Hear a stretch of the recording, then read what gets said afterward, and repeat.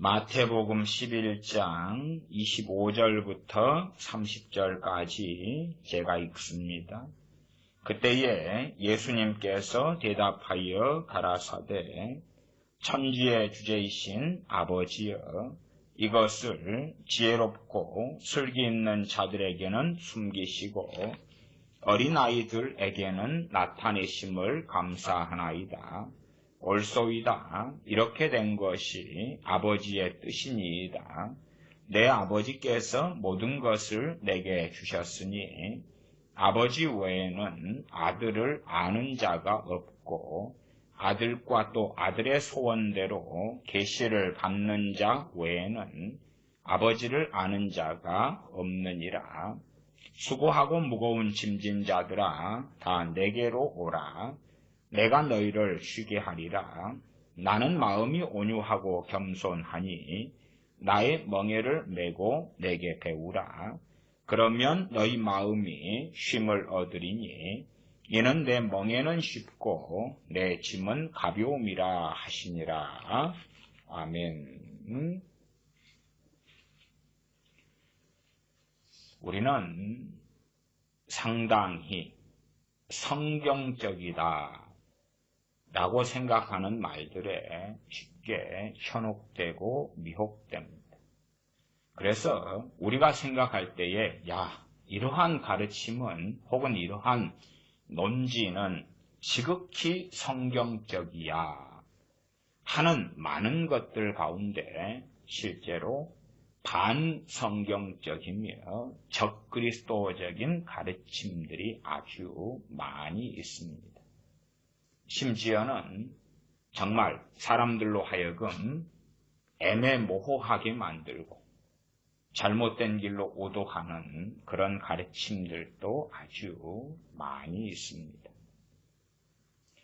오늘은 그러한 가르침들 가운데서 복음만으로 충분하다, 그러한 것에 대하여 얼마간 함께 살펴보고자 합니다. 복음만으로 충분합니다. 그러한 논지와 주장의 함정에 대하여 살펴보려 합니다. 과거에도 복음만으로 충분하다는 주장이 어디가 문제가 있고 어디가 위험한지는 설교 가운데 몇 차례 제가 말씀드린 기억이 있습니다. 복음만으로 충분하다. 복음만으로 그렇다면 충분하지 않다는 이야기인가? 복음만으로 충분하다 하는 논지 자체가 사실은 맞는 것도 아니고 틀린 것도 아니고 심지어는 틀린 것에 훨씬 더 근접해 있습니다. 그냥 우리가 보편적으로 생각할 때에 복음만으로 충분합니다. 어디에서 복음만으로 충분한가? 구원받는 데 있어서 복음만으로 충분합니다.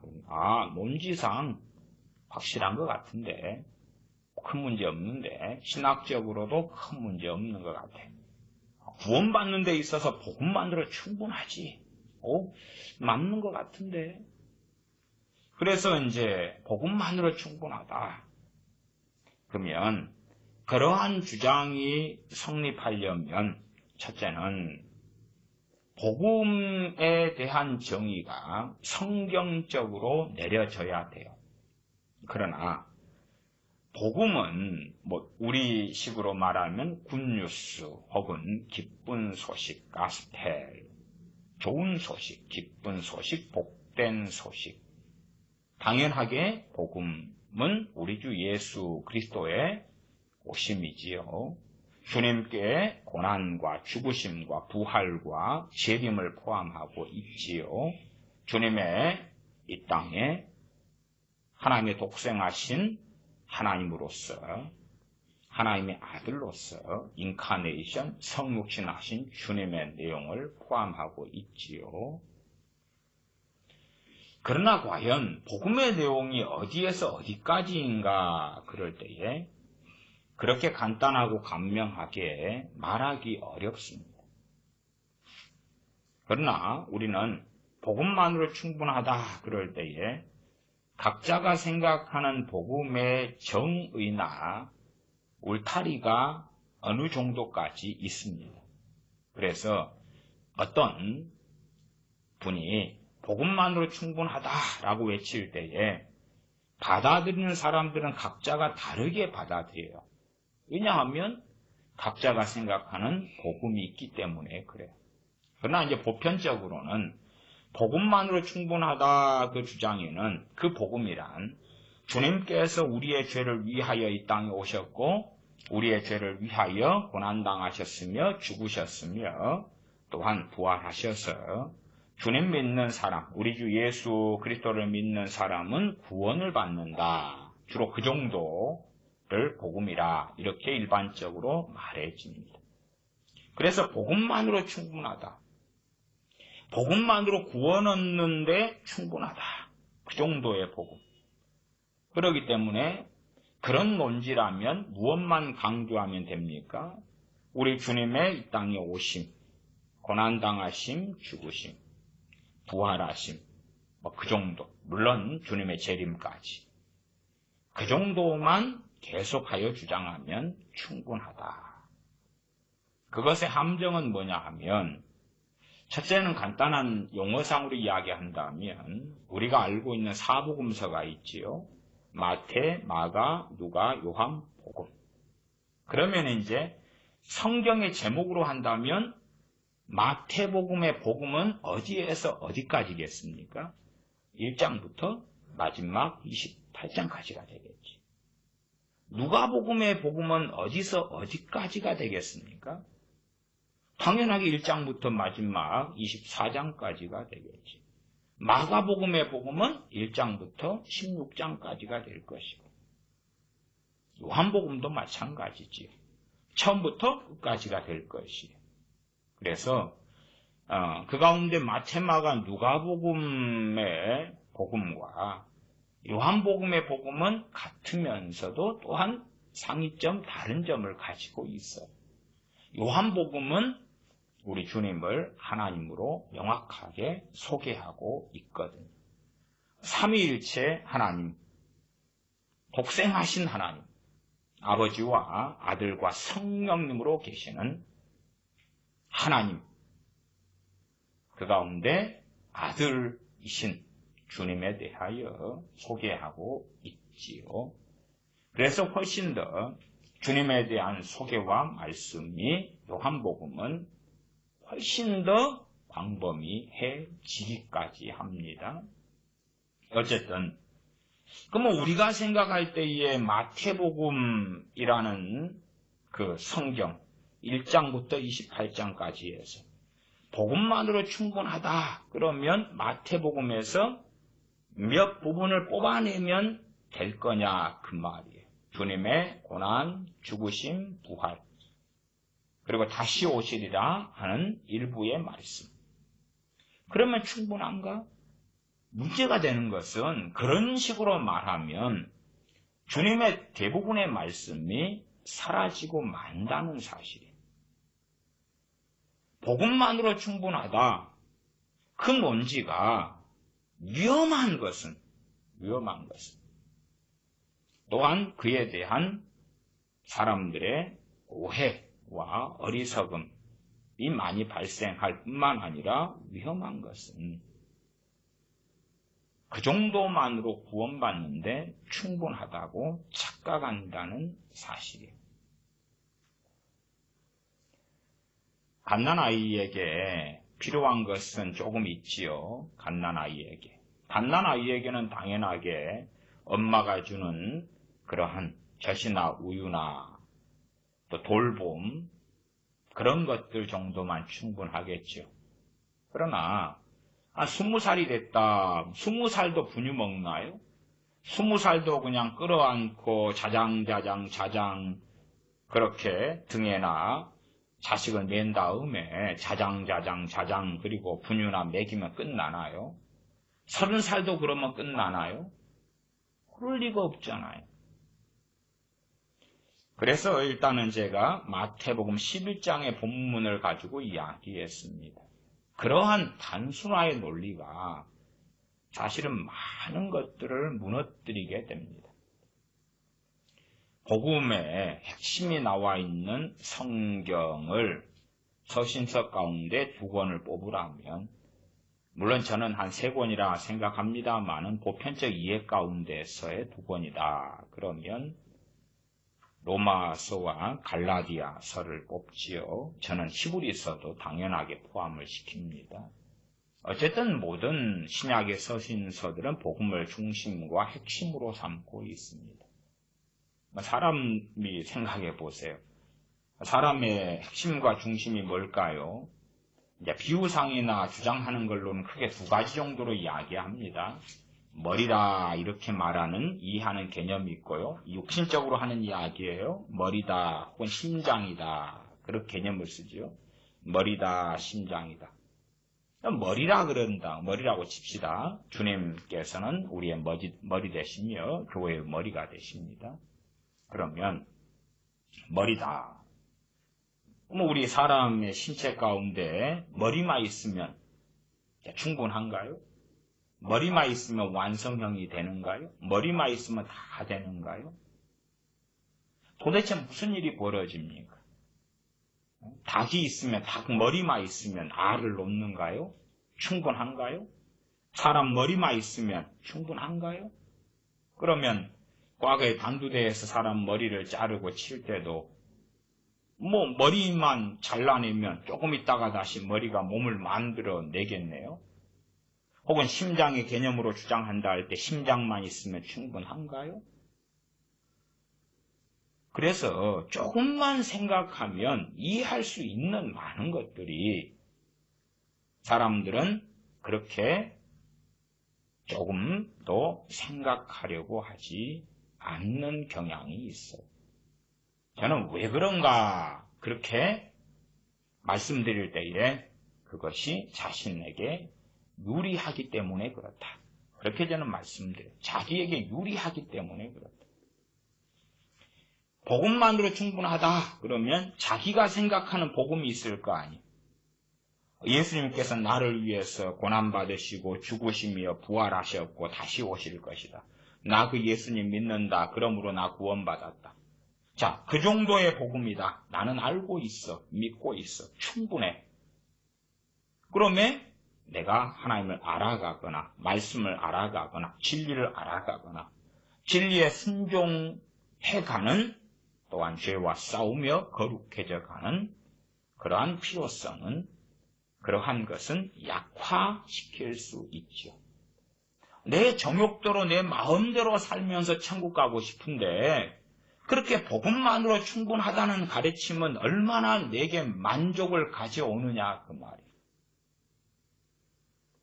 우리 자녀들을 천국 보내기도 쉽지요. 왜? 복음만으로 충분하다 그러니까 야야 예수님 믿어라. 예수님이 널 위해서 이 땅에 오셨고 너의 죄를 위해서 죽으셨고 부활하셨고 다시 오신다. 그 예수님만 믿어라. 그 예수님 믿는다고 신앙 고백해라. 그리고 영접기도도 덤으로 하고 세례까지 받으면 좋지. 그건 복음만으로 충분하니까 너는 천국 가고 구원받을 거야. 자녀 구원에도 얼마나 편리하냐 그 말이에요. 내 가족 구원에도 편리하지요. 나의 구원에도 편리하지요. 내 자녀가 자기 마음대로 살아가요. 자기 마음대로라는 것은 양심이 있고 윤리가 있든지 말든지 간에 자기 영광을 위해 살아가요. 대단히 정욕적으로 사는 것도 아니고 마약을 하거나 동성애를 하거나 그렇게 악한 삶을 살지는 않지만 당연하게 자기의 정욕, 자기의 만족, 자기의 영광, 다른 말로 하면 자기의 행복을 위해 살아가요. 자기 행복을 위하여. 심지어는 남한테 크게 해를 끼치지 않고 자기 행복과 자기 만족과 자기 성공을 위해 살아간다 그 말이에요. 복음만으로 충분하다. 야, 내 자녀 그렇게 80년이다 그러면 80평생을 살아가도 천국 가게 해줘야지. 80평생을 사는데 80평생 동안 자기의 영광을 위해 살아가도 복음만으로 충분해. 복음만으로 구원받는 데 충분해. 내 자식 천국 보내기 쉽지. 그래서 그러한 가르침은 과거에서부터 사람들에게 환영받아 왔어요. 환영할 수밖에 없는 거예요. 왜냐하면 첫째는 나에게 유리하고 두 번째는 내 사랑하는 가족들에게 너무나 유리하다. 그 말. 너무나 좋아요. 너무나 유리하고 좋아요. 그래서 성경과 주님의 말씀과 비교하려고 하지 않아요. 성경을 보지만 소경되고 눈이 가리워지지요. 마치 성경이 점자 성경인데 우리가 점자 성경을 읽을 수 없는 사람이 점자 성경을 손으로 더듬는 것처럼 되는 일이 벌어지지요. 그러한 가르침 중 하나가 복음만으로 충분하다 그 말이에요. 사실은 그런 말은 공허하고 이론적이에요. 공허하고 이론적이에요. 편리적으로는 구원받은 데는 복음만으로 충분하다. 정말 편리하지요. 그러나 이제 한 걸음 들어가서 그것을 살펴볼 때에 문제가 너무 많이 생겨요. 무슨 말인데 도대체? 그게 무슨 의미인데? 한 걸음 들어가면 당황스러워요. 생각해 보십시다.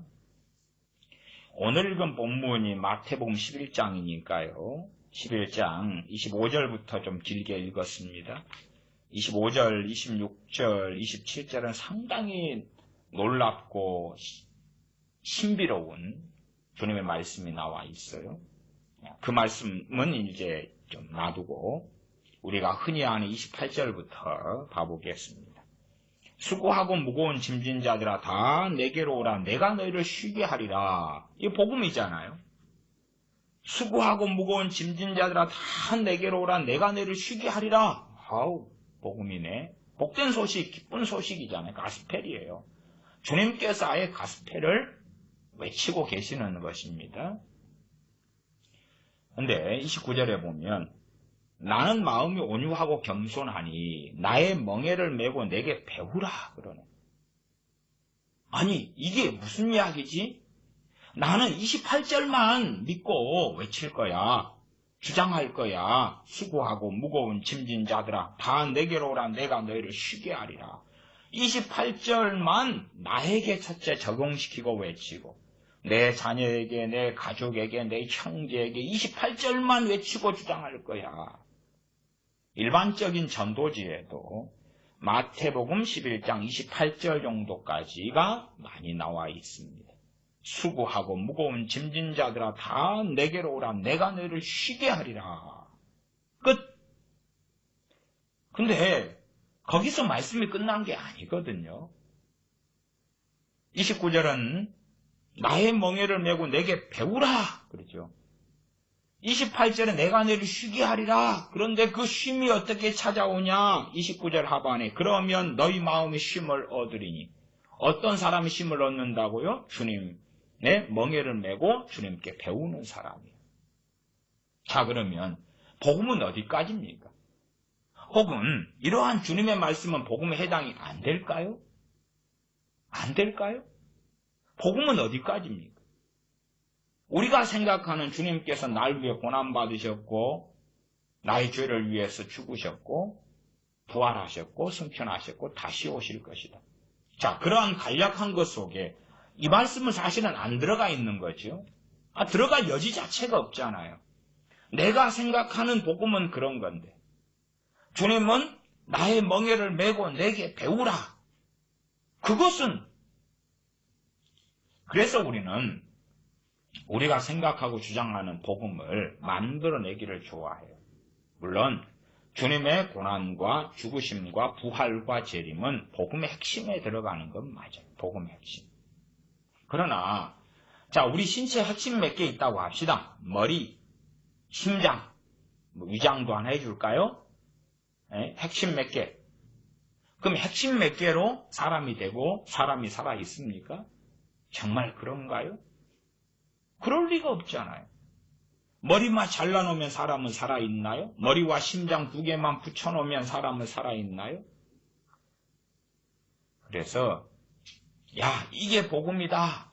물론 저는 신앙 서적들 가운데 복음의 핵심 이렇게 나오는 신앙서적이나 설교에 대해서 다 부정하진 않아요. 마틴 로이존스의 복음 핵심 이러한 설교집도 있던가요. 복음 핵심 관련된 신앙서적이나 신학책이 제게도 몇 권은 가지고 있습니다. 그러나 각자마다 이게 복음이라고 생각하는 이해가 있어요. 그러나 그 대부분의 일단은 절반 이상은 주님의 고난당하심, 주님의 죽으심, 부활, 승천, 재림이에요. 물론 주님의 동정녀 탄생, 주님의 성육신부터 시작했어요. 그리고 끝. 그러면 마태복음으로 이야기할 때 마태복음에 주님께서 하신 그 많은 말씀은 거기에 들어갈 여지가 있나요? 없나요? 대부분은 없어요. 과연 복음은 어디서 어디까지인가? 최소한의 이해를 가지시려면 마태복음이라면 1장부터 28장까지가 마태, 주님의 제자 마태를 통하여 전한 복음이 될 거 아니에요. 그래서 복음의 개념을 아주 포괄적으로 이해하고 있으면 그나마 함정에 덜 빠지지요. 두 번째는 주님의 이 땅에 오심과 고난, 죽으심, 부활, 승천, 재림을 복음의 핵심 중에 이해한다면 좀 더 그나마 나아질 수 있다 그 말이에요. 그러나 복음만으로 충분하다. 도대체 거기서 말하는 복음은 뭔가 하는 거예요. 대부분의 사람들이 주장하고 말하거나 가리키거나 전파하는 복음이야 당연하게 주님의 고난과 죽으심과 부활과 승천과 재림에 초점을 맞추지요. 그러면 주님의 말씀은 어찌 된가요? 마태복음도 10장으로 가면 앞에 10장이지요. 제가 자주 읽는 말씀 가운데 속합니다. 마태복음 10장 37절부터 39절입니다. 지난번에 한국에 갔을 때 이 본문으로 설교를 했는데 녹음해 놓지는 않았습니다. 마태복음 10장 37절부터 제가 읽습니다.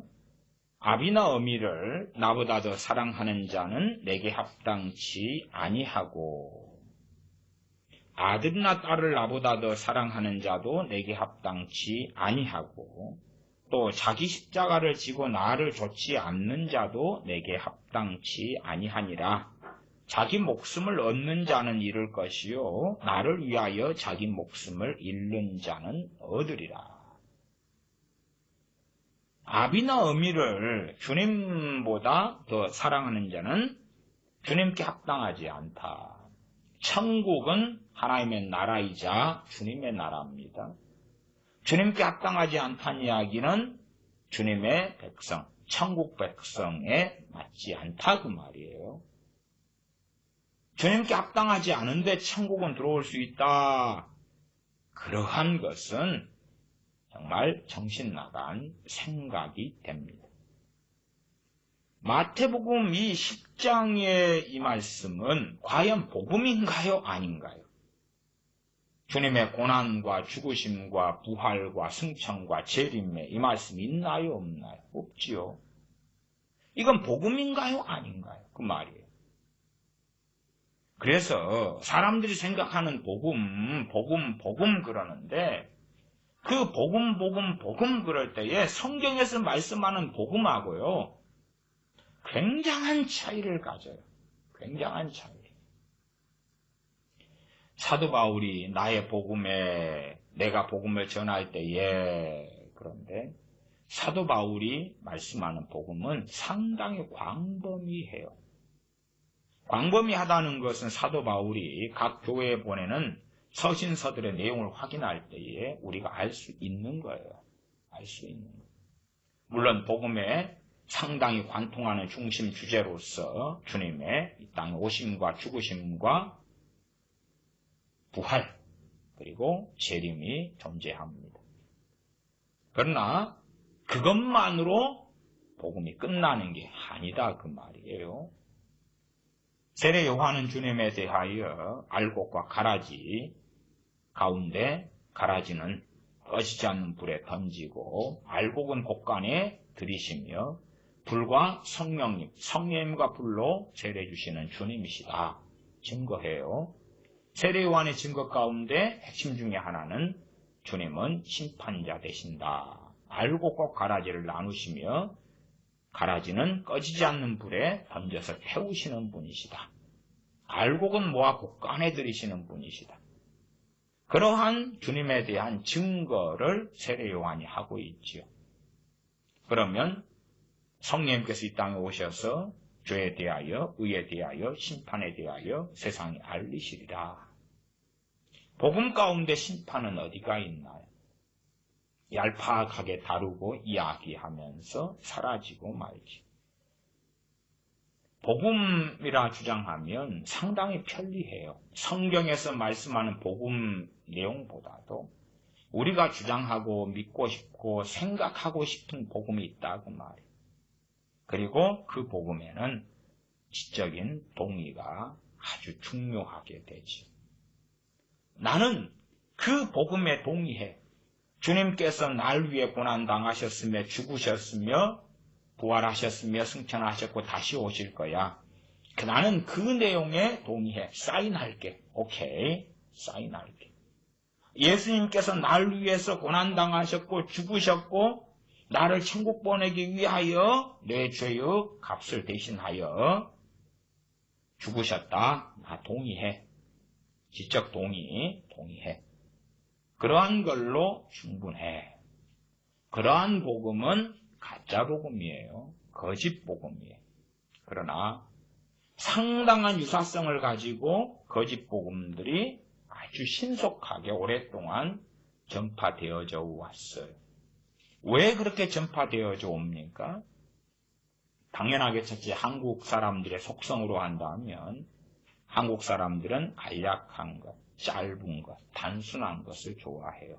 복잡한 것 싫어.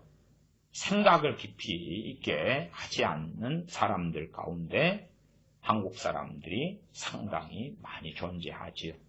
자기의 이익과 성공을 위해서는 생각을 좀 하는지 몰라도 또한 여행 스케줄을 잡을 때는 생각을 깊이 하는지 몰라도 하나님의 말씀에 있어서는 내게 유리한 쪽으로 취하고 불리한 쪽은 생각하지 않으려는 경향이 아주 강해 왔지요. 그래서 복음만으로 충분하다. 그런 가르침은 사람들에게 너무나 환영을 받아요. 왜 환영을 받습니까? 로마 가톨릭의 교황이 발부했던 면죄부처럼 우리에게 항상 면죄부를 주기 때문에 그렇지. 생각해 보십시다. 마태복음 10장 말씀으로 한다면 10장 37절부터 39절까지 39절에 보면 자기 목숨을 얻는 자는 잃을 것이요. 자기 목숨을 얻는다는 뜻이 무엇인가요? 자기 영광을 위해 산다 그 말이에요. 주님 영광이 아니라 하나님 영광이 아니라 주여 주여 하는데도 자기 영광을 위해 살아요. 크리스천인데 자기 영광을 위해 살아요. 크리스천인데 주님께서는 잃어버릴 것이라고 말씀하지요. 여기에서 목숨은 육신적인 목숨을 이야기하는 게 아니라 영원한 생명을 이야기하는 것입니다.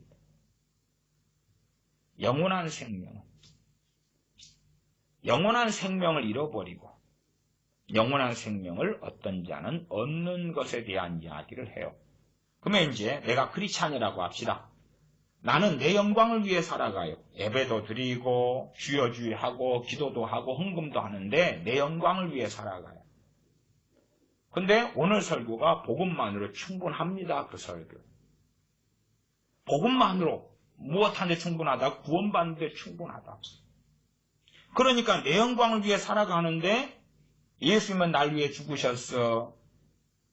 부활하셨어. 승천하셨어. 다시 오실 거야. 아멘. 믿지요? 아멘. 자, 면죄부를 받습니까? 안 받습니까? 그날 주일날 설교에 복음만으로 충분하다 그러면 면죄부 받잖아요. 나는 지금 오늘도 어제도 올해도 작년도 재작년도 또한 내년도 앞으로도 내 영광을 위해 살 거예요. 내 영광을 위해. 주님 영광이 아니라. 그런데 설교가 복음만으로 충분합니다 전해지니까 오케이. 면제부 좋잖아요. 우리 자녀들이 자기의 정욕을 위하여 살아가요. 그리고 이제 예배당에 참석했어요. 그날 설교가 복음만으로 충분합니다. 설교에. 은혜스러워요? 은혜스럽지 않아요? 은혜스러워요. 정죄받지 않지요. 주님보다 세상을 더 사랑하고 주님보다 여자와 남자를 더 사랑하고 주님보다 여행을 더 사랑하고 주님보다 음식을 더 사랑하고 주님보다 자기를 더 사랑하고 주님보다 돈을 더 사랑하고 주님보다 친구를 더 사랑하는데 오히려 안심이 되잖아요. 복음만으로 충분합니다. 복음만으로 충분하다는 메시지가 전파되면 정말 좋겠지요? 회개가 일어날 것 같습니까? 아니죠. 면죄부죠. 복음만으로 충분하다는 메시지가 전파될 때 누구에겐가는 좋을 수 있어요. 누구겠어요? 정말 성령 충만하며 주님을 사랑하는 사람. 그런 사람들은 복음에 대한 이해도 깊고 복음이라는 단어, 개념의 오해도 적을 거고 그리고 성령 충만하며 주님을 위해 살아온 사람은 주님을 위한 많은 헌신에도 불구하고 그것이 자신을 구원하는 게 아니다는 더 명백한 복음을 듣고 주님을 더 사랑하고 자신의 그 헌신과 의로움을 의지하지 않게 되기 때문에 복음만으로 충분하다는 메시지와 설교는 성령 충만하며 주님을 사랑하며 살아온 사람들에게는 정말 놀라운 말씀이 되겠지. 우리는 쉽게 자긍하는 경향이 있어요. 자긍한다는 것은 내가 열심히 뭔가의 일을 하고 나아가서 이제 하나님을 위한 일이라고 합시다. 요즘에는 교회 일과 하나님의 일이 이퀄 이런 식으로 목회자들에게서 가르치는 시대를 우리가 살고 있기 때문에 내가 어떠한 교회적인 업적을 세웠다고 합시다. 그때에 우리는 생각한다 그 말이 이러한 업적들을 내가 가지고 있기 때문에 하나님은 나를 인정하시며 칭찬하실 거라. 그렇다면 나는 복음에서 어디로 옮겨질 수 있습니까? 나의 업적을 의지해서 구원받는 것으로 옮겨질 수 있을 거 아니에요. 어쨌든 그러한 업적이 타당하고 좋은 것이라고 합시다. 문제는 그러한 업적들이 생겨날 때마다 나는 아주 위험해지기 쉬워요. 내가 끊임없이 하루에 한 2-3시간씩 기도 생활하고 성경 열심히 읽고 가능한 대로 순종해 나가고 죄를 점점점 정리해 가면서 거룩해져 가고 그렇게 하고 있을 때에 나의 업적에 우리는 자긍하여 주목하게 되기 쉽다 그 말이에요. 아시다시피 고린도후서에 보면 사도 바울에게 하나님께서는 육체의 가시 곧 사탄의 사자를 주셨다. 왜? 자고하지 않게 하시려고. 사도 바울 같은 하나님의 사람도 그럴 위험과 여지를 가지고 있다 그 말이에요. 하물며 위일 것 같냐 그 말이에요. 그래서 그렇게 주님을 사랑하며 순종하며 성령 충만하여 사는 사람들에게 복음만으로 충분하다 하는 설교와 메시지가 전해질 때에 그들은 복음에 대한 오해도 별로 적거나 없을 거고 나아가서 자신이 순종했던 것, 헌신했던 것, 자신이 하나님께 했던 거룩한 일들, 아름다운 일들을 의존하여 하나님께 나아가려 했던 어리석음을 깨닫고 떨치며 또한 더 깊은 회개가 일어날 수 있을 거라 저는 생각하고 믿습니다. 그러나 동일한 메시지라도 육적인 사람들에게 전파되었을 때에 그들이 생각하는 복음의 개념과 이해가 있고 그 속에서 사람들은 면죄부를 받고 환호하고 평안하며 좋아할 거라. 어떤 사람이요? 이런 마태복음 10장에 주님께서 합당치 않다. 내게 합당치 않다. 내게 합당치 않다. 신약 성경은 천국 백성, 하나님의 백성 혹은 그리스도인에 대하여 제자란 단어를 사용합니다. 사도행전에 보면 안디옥 교회에서부터 그리스도인이라 크리스천이라 그런 단어가 처음 나오고 사용되어지는 걸 봅니다. 그럼에도 성경 계속하여 제자란 단어를 중요시 여기고 사용합니다. 주님의 제자, 주님의 사도들, 또한 주님을 믿는 사람들의 제자라 그랬습니다. 그래서 주님께서 내게 합당치 않다 그 말에 기본적 원론적인 의미로 간다면 나의 제자가 될 수 없다 그런 거죠. 그래서 그 개념으로 확장해 가면 크리스천이 아니다, 그리스도인이 아니다, 나의 사람이 아니다 그 말이에요. 나의 제자가 아니다 그 말이에요. 나의 제자가 아니다 그 말이에요.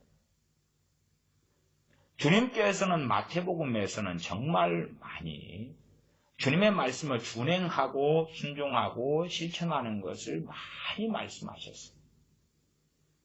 그러나 복음만으로 충분하다 이리 가버리면 주님의 말씀을 순종하고 따르는 것은 사라지고 말이지. 정말 그럴듯한 주장으로 주님의 말씀을 무너뜨리고 없애버린다 그 말이에요. 그래서 참으로 그러한 좋게 보이는 아름답게 보이며 심지어 은혜롭게 보이는 그러한 가르침이 그 무엇보다도 위험할 때가 아주 많다 그 말이에요. 제가 복음만으로 충분하다 그리고 복음이 잘 설명될 때 그 다음에 성령 충만하며 주님과 동행할 때 그런 사람들에 대하여서 복음만 충분하다 그러면은 회개를 일으킬 수 있다 그 말이에요. 기도 생활도 많이 할 거고 주님을 위하여 헌신하고 많이 살아왔을 테니까 죄와 열심히 씨름하고 살아왔을 테니까 그러나 쉽게 자기 선한 행위들로 하나님께 나아가며 구원받으며 하나님께 인정받으려는 그러한 걸로 쉽게 바뀔 수 있습니까? 그러나 상당히 많은 사람들은 상당히 많이 주여 하는 사람들은 자기를 사랑하고 자기 생명을 사랑하고 자기 영광을 사랑하고 주님보다 사랑하는 많은 것들을 가지고 있습니다. 그래서 요즘의 크리스천들은 한 주간을 살지만은 주님에 대하여 멈추어서 상고하고 찾고 고대하고 그런 것 없습니다. 전혀 없다 말할 수 없지만 거의 없어요. 말하자면 주님을 까먹고 살아가. 잊어버려요. 예배 시간만 살짝 생각하는 것처럼 하고 잊어버려요. 주님은 잊혀져 있어요. 잊혀져 있어요. 하나님은 사라져 있어요. 언제 조금 생각해 보냐. 당연하게 예배 드릴 때겠지. 일주일에 한 번 썬데이 크리스천으로 예배당에 나가면 그때 잠깐 생각해 보고 그때 잠깐 대표 기도할 때나 혹은 목회자가 목회 기도할 때에 주여 하나님 아버지 그러겠죠. 주기도문 할 때도 주문처럼 주술처럼 애우지 진정으로 하늘에 계신 우리 아버지 하는 믿음과 신앙 고백 속에서 주님의 기도를 낭송하거나 읊조리는 건 대부분 아니죠. 잊혀져 있어요. 주님은 잊혀져 있어요. 하나님은 잊혀져 있어요. 그리고 자기를 사랑하는 삶을 부지런히 살죠. 복음만으로 충분합니다. 와, 너무 좋아. 너무 은혜스러워. 너무 기뻐. 너무 감사해. 와, 내 자녀들 천국 가게 하기 쉽네. 복음만으로 충분해. 얘들아, 예수님께서 너희를 위해서 이 땅에 오셨어. 너희의 죄를 위하여 고난받으시며 죽으셨어. 부활하셨거든. 다시 승천하셨는데 재림하실 거야. 예수님 믿지? 엄마 아빠 믿어요. 복음만으로 너희들 구원받는데 충분해. 오케이. 잘했어. 그것만 잊지 않으면 돼. 예, 엄마, 아빠, 그것만 안 잊을게요. 그것만 안 잊으면 구원받는데 충분하다고요? 안 잊을게요. 무슨 말이에요? 동의할게요. 지적 동의할게요. 동의할게요. 안 잊을게요. 동의할게요.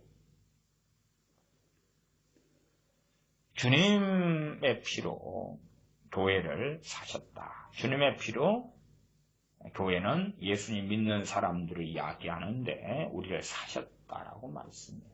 우리를 사셨다. 우리의 생명을 사셨다.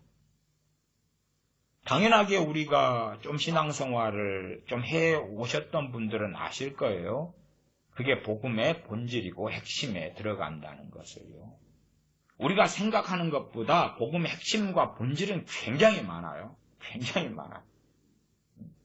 굉장히 많은 것은 우리가 최소한 신약 성경을 많이 살펴보다 보면 알 수 있는 거예요. 주님의 대제사장 되심, 복음의 핵심이죠?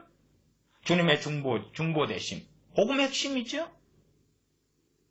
당연하게 주님의 하나님의 아들 되심, 아들이심, 성육신도 핵심이고, 또한 믿음으로 얻는 구원, 은혜로 얻는 구원 다 핵심에 들어가지요. 그러나 그것만으로 복음이 온전케 되지 못하지요. 온전한 복음이 나오지 않지요. 마태복음으로 그래서 이야기한다면 1장부터 28장이 다 필요하다 그 말이에요. 다 필요해요.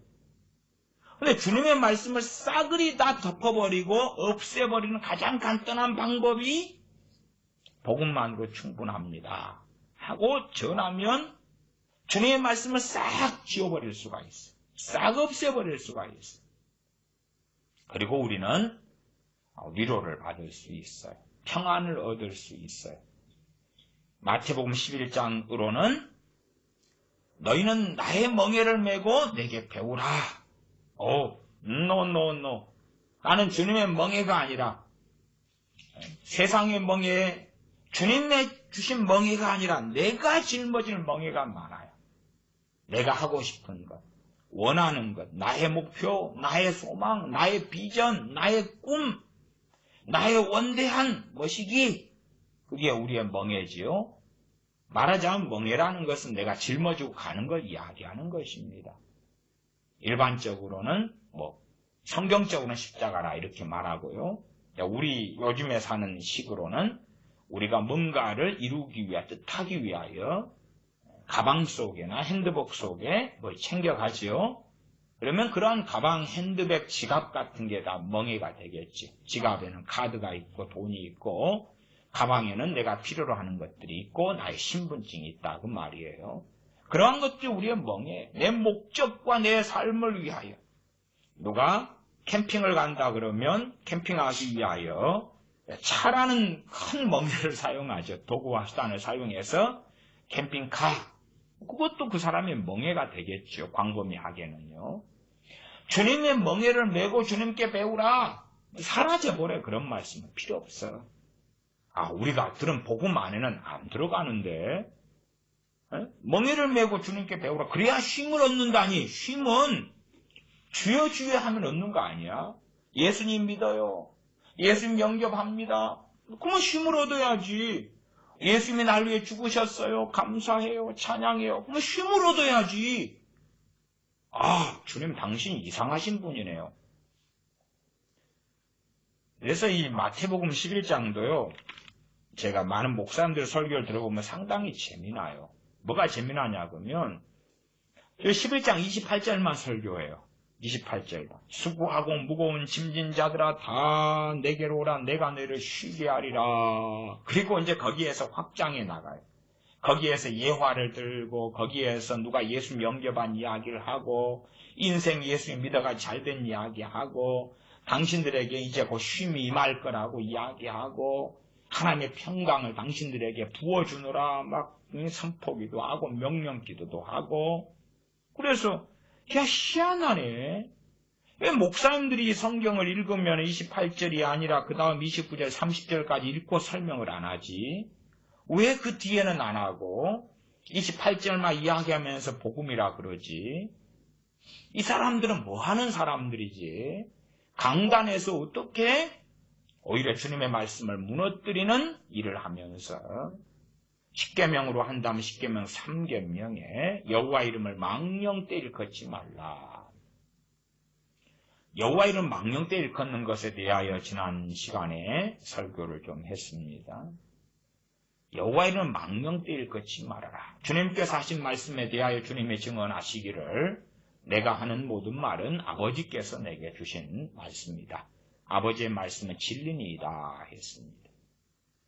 하나님의 말씀, 주님의 말씀을 어그러지고 잘못 해석하고 잘못 가리키는 것이 하나님을 조롱하는 것이고, 문제는 그것이 하나님의 이름으로 전해진다는 거예요. 나아가 주님의 이름으로 전해진다는 거예요. 주님의 이름으로. 주님께서 이렇게 말씀하셨습니다.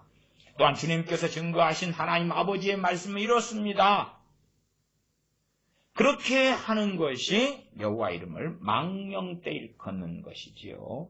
그러한 일들은 이 강단에서든 또한 우리 크리스천들에게서 아주 빈번하고 자주 쉽게 행하고 벌어지는 악행들입니다. 그러나 그러한 악행들을 행하면서도 담대하다 그 말이에요. 수고하고 무거운 짐진 자들아 다 내게로 오라. 내가 너희를 쉬게 하리라. 아멘. 주님께 오십시오. 주님께서 여러분의 쉼을 주실 것입니다.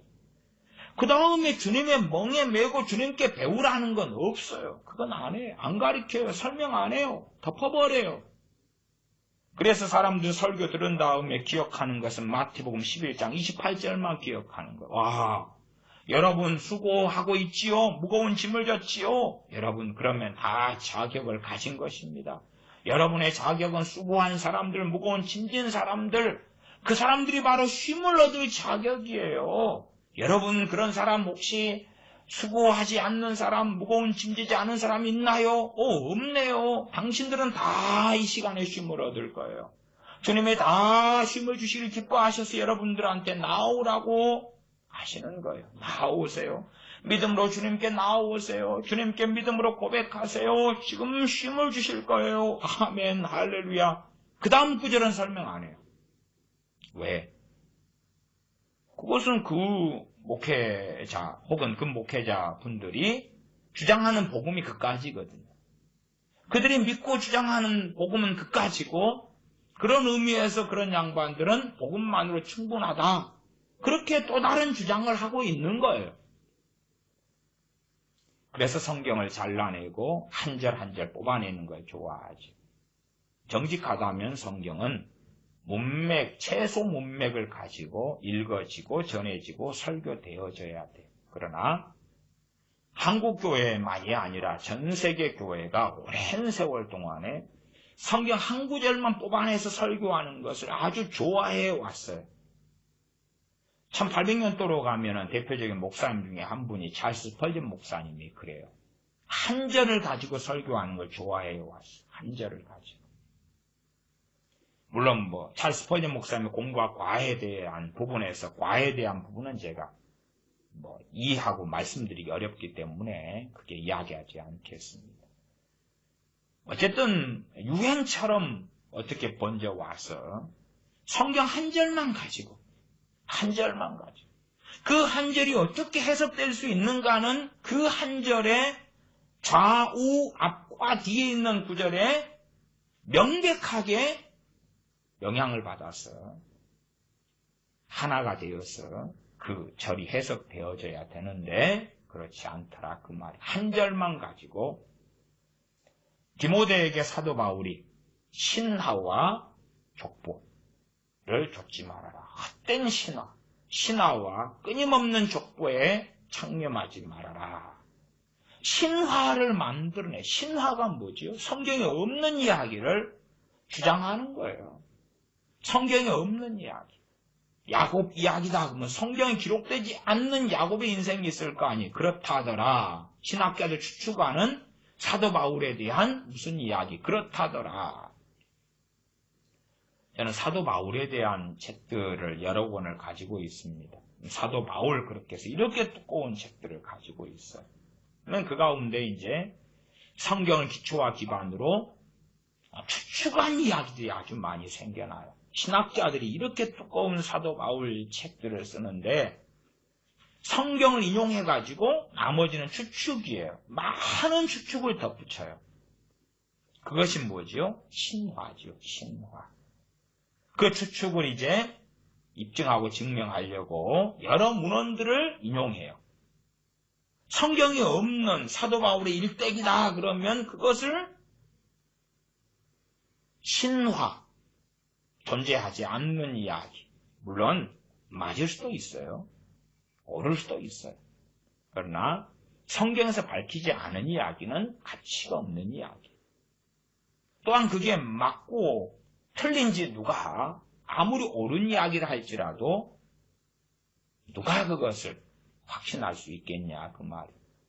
성경에 기록되지 않은 이야기는 가치가 없는 거예요 본래가. 그러나 그러한 신화들을 사람들은 좇는 경향이 있어요. 그것처럼 성경 한 구절을 갖다 놓고 그 앞뒤는 잘라낸 가운데 그 한 절을 가지고 신화를 만들어내요. 신화를. 한 구절을 가지고 소설을 쓰는 거예요. 마치 한국의 드라마들처럼 그렇습니다. 드라마들 그렇지 않나요? 조선시대 드라마 그러면 아예 소설을 써놨어요. 조선시대하고 별 상관도 없는 소설을 써놨어요. 민비, 명성, 황후 소설을 써놨어요. 아주 기가 막힌 황당한 소설을 써놨어요. 별 소설을 다 써요. 뭐 태조 왕건이 그런 것부터 시작해서 연산군 별의별 소설 쓰잖아요. 이것저것 하고 나머지는 다 상상을 붙이는 것처럼. 근데 놀랍게 강단이 말씀이 전파되는 강단이 드라마의 원조 같아요. 드라마의 원조. 성경의 한 구절을 잘라내서 나머지는 소설로 덧붙여서 집어넣어 버리는 거예요. 그러면 성경 읽지만은 우리에게는 불리한 것은 듣거나 보기를 원하지 않는다. 말씀이 내게 너 왜 그렇게 세상을 사랑하고 살아가? 책망하는데 말씀을 통하여 성령님께서 책망하신다고 합시다. 너는 지금 주님보다 사랑하는 게 너무 많네 라고 조금 고민을 해보려고 하니까 복음만으로 충분합니다 전해지는 거예요. 고민할 필요가 없네. 나 이 복음 아멘 믿어요. 동의해요. 예수님이 날 위해 죽으셨어요. 이 땅에 오셨어요. 나를 구원하시려고 어느 때에 재림하실 거예요. 아멘. 예수님 믿어요. 오케이.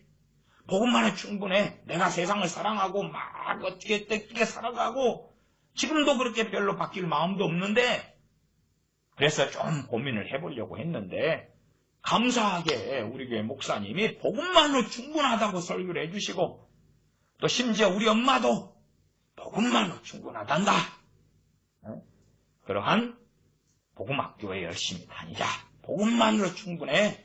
자, 열심히 복음만으로 충분해. 좋아.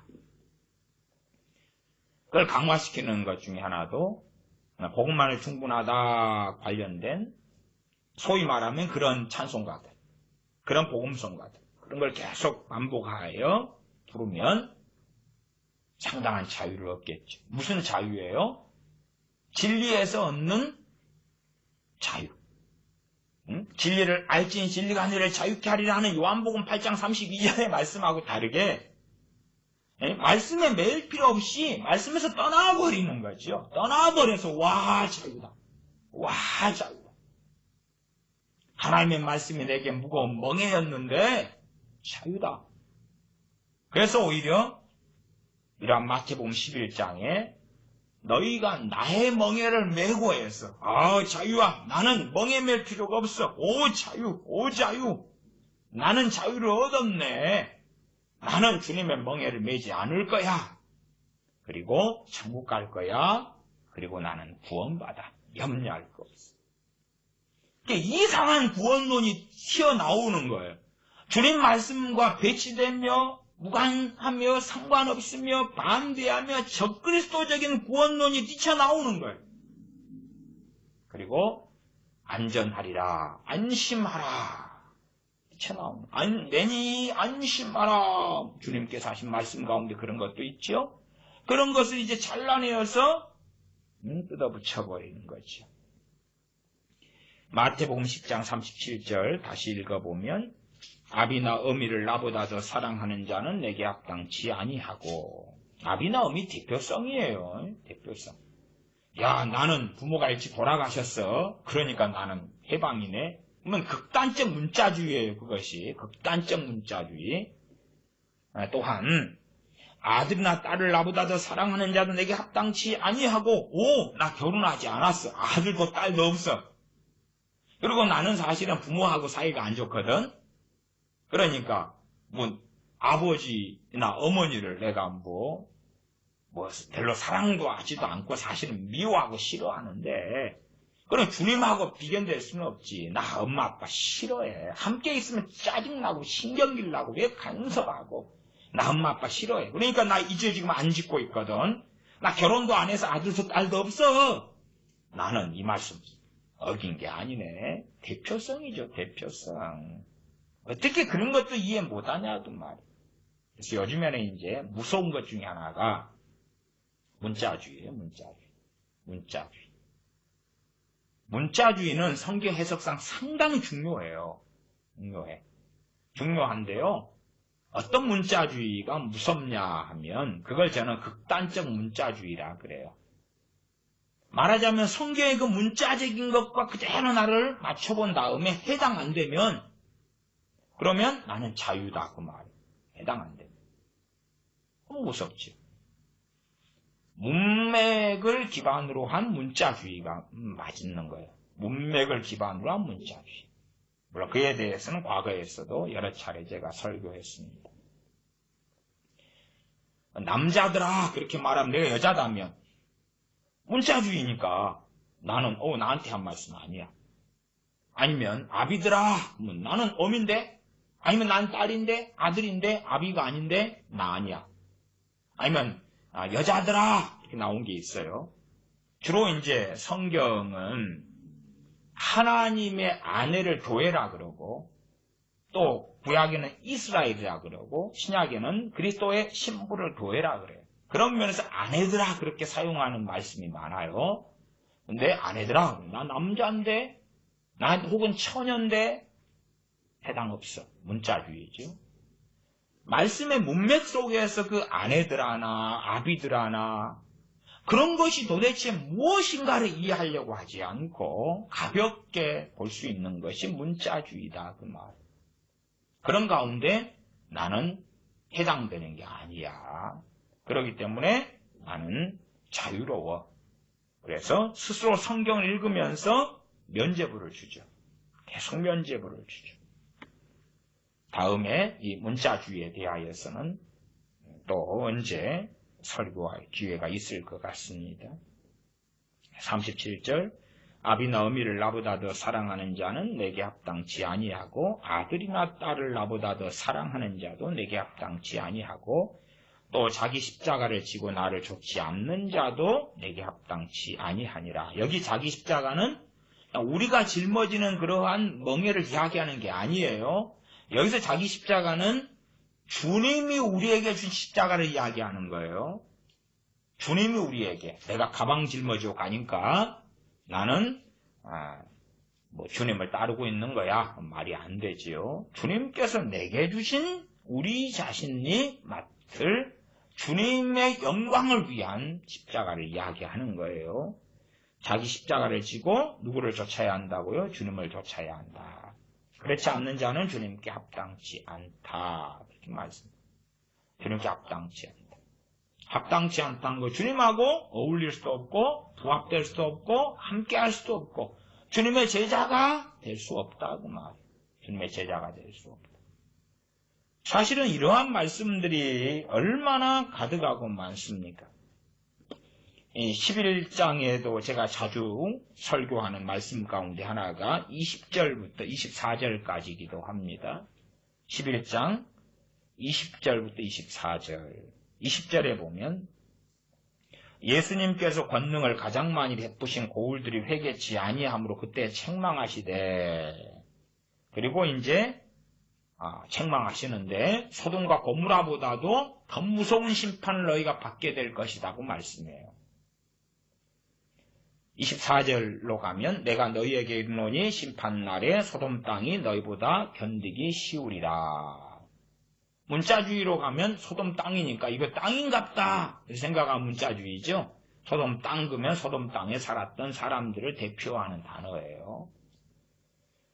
그래서 소돔 사람들이 너보다 견디기 쉽다. 그러면 소돔 사람들보다 더 무서운 심판을 너희가 받게 될 것이다. 우리는 압니다. 소돔 사람들이 지옥에 영원히 거한다는 걸 알아요. 멸망받았고 영원히 지옥의 심판을 면치 못하는데 지옥의 심판도 급수가 있다 그 말이에요. 거기에서 이제 이 회개치 아니한 고울들이 그 무서운 심판, 지옥의 심판을 받는다 그 말이에요.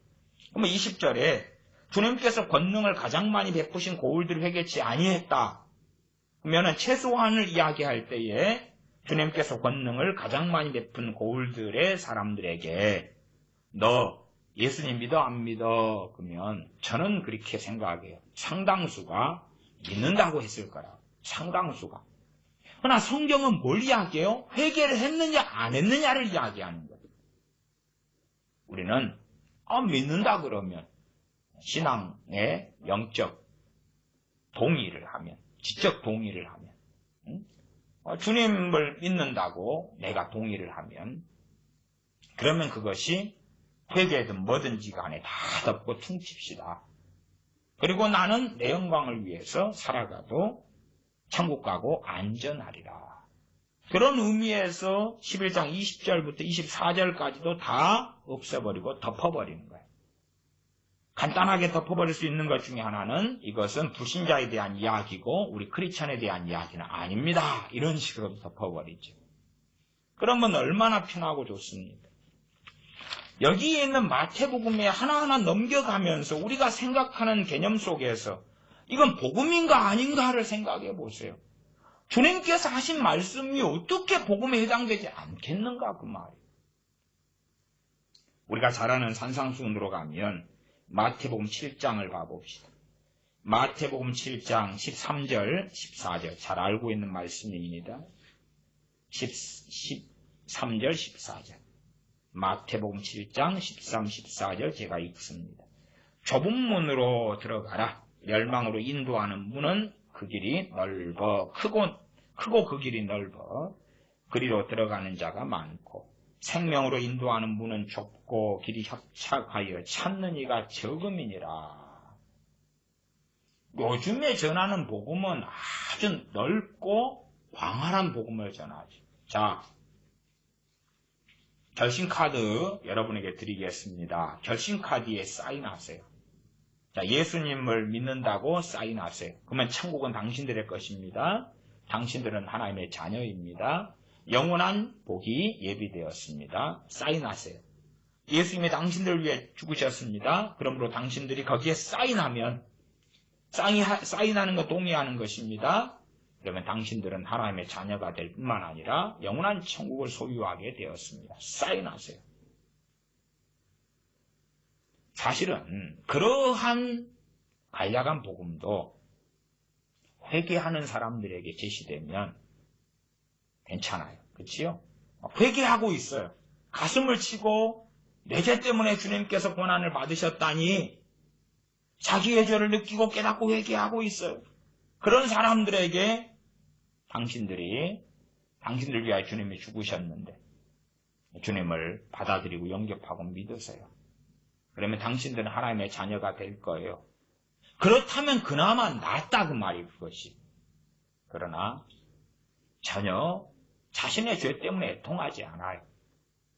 그리고 자신만만하고 정욕적이고 담대하고 주님에 대해 무관심해요.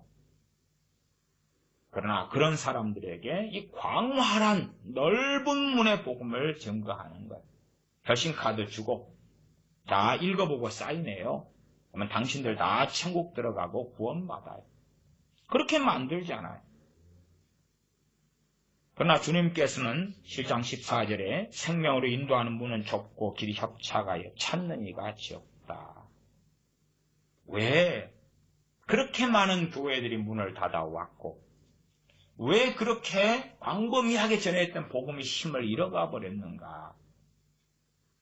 그렇게 해서 어느 순간에 교인들은 증거하고 늘었는데 복음의 능력은 나타나지 않잖아요.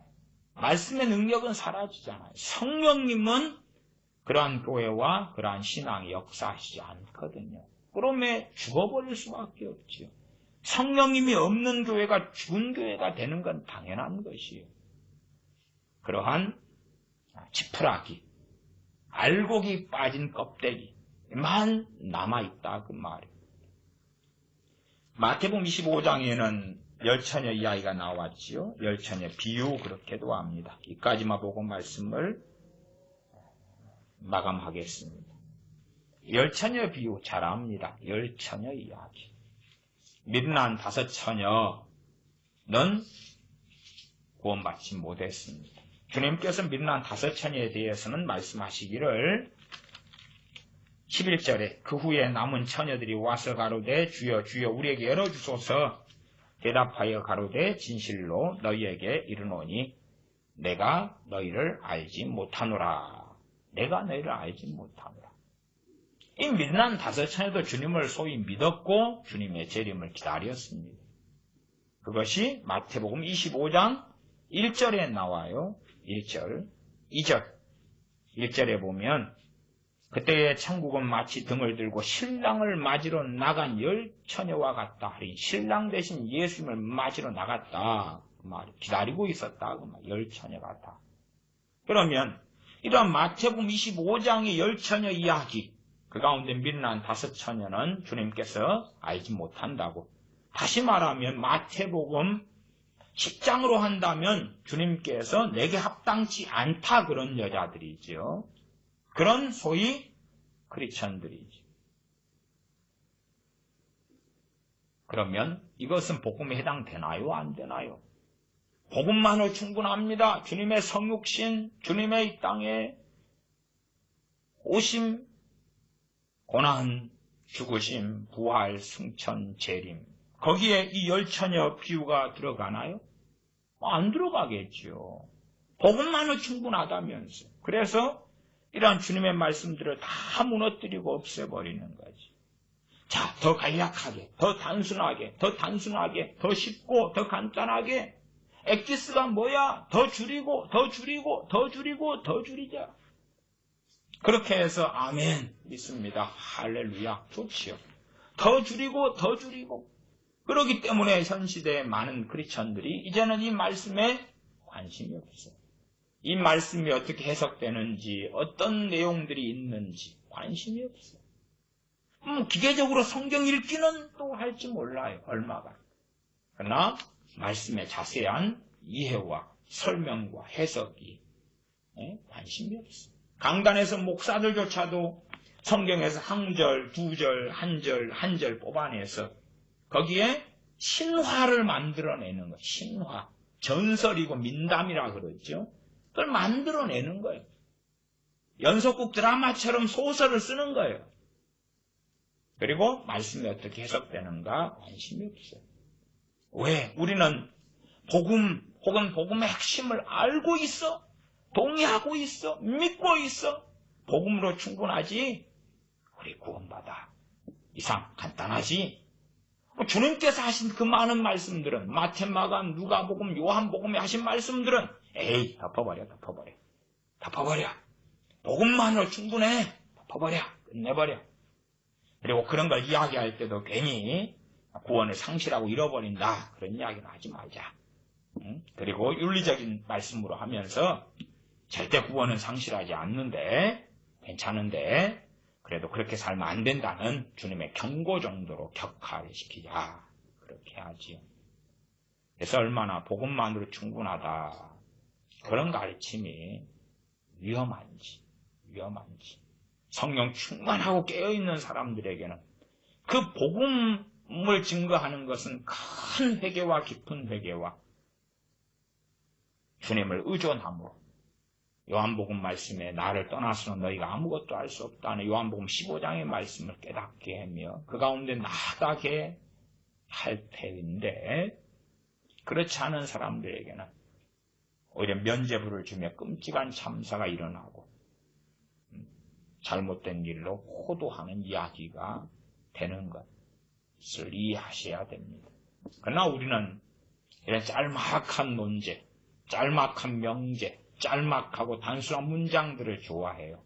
그런 것을 가지고 우리의 중심과 뱃속에 채우기를 좋아하고 그러한 것으로 안대를 삼아서 소경이 되기를 좋아하는 사람들이 우리들이 됩니다. 기도하겠습니다. 아버지 하나님, 복음만으로 충분하다 하는 가르침이 한 걸음 들어가면 얼마나 위험한지, 얼마나 무서운 참사를 주며 면죄부를 발행하고 심지어는 교회를 무너뜨려 오는데 앞장선 적그리스도적인 가르침이 되고야 말았는지 얼마간 함께 상고하였습니다. 우리가 참으로 간략하고 짧게 핵심만 요약만 조금 여기서 조금 저기서 조금 내게 유리하고 우리에게 유리한 것을 가져다 쓰는 완악하고 악하고 정욕적인 그러한 신앙생활을 하는 사람들이 아니라 우리의 삶의 자리에서 또한 매일매일 주님을 잊어버리지 않고 주님을 의지할 뿐만 아니라 주님의 영광을 위하여 살아가는, 주님을 기쁘시게 하기 위하여 살고자 하는 열망을 가지며 주님을 기쁘시게 하는 걸음을 떼고 살아가는 우리가 되도록 우리를 일깨워 주시옵소서. 우리 주 예수님의 이름으로 기도하옵나이다. 아멘.